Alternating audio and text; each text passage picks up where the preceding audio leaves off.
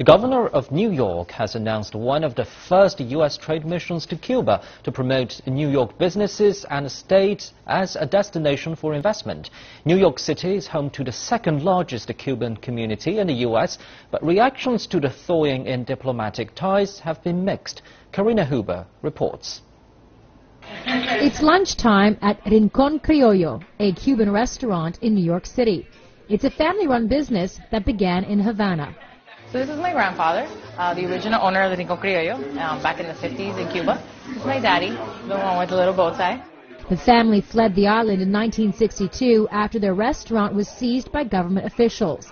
For many Cuban Americans living in New York City, Rincón feels like home, a home many escaped from and never returned to. I live in this country for 35 years. I come in 1980. But Dominguez could return, as new rules make it easier for Americans to travel to Cuba.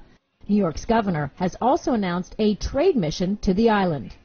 Let us be the first one there. Let us develop the relationship. Let us open the markets, and let us get opportunities for New York companies. The thawing of relations between the two countries has inspired a range of reactions among the Cuban American community, with some being in favor of a closer relationship and others denouncing it.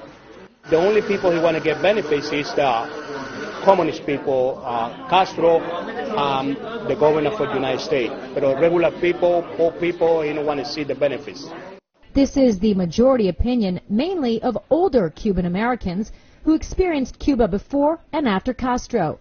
Polls show that younger Cuban Americans tend to want an end to the embargo and support a closer relationship. Armando Suarez Cobian left Cuba in 1991.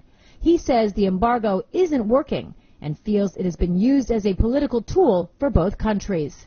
For Americans, for the elections, because Florida is a big state and sometimes it decides the elections. For Cubans, as an excuse also for the mess, in a way, economically and politically, etc., etc.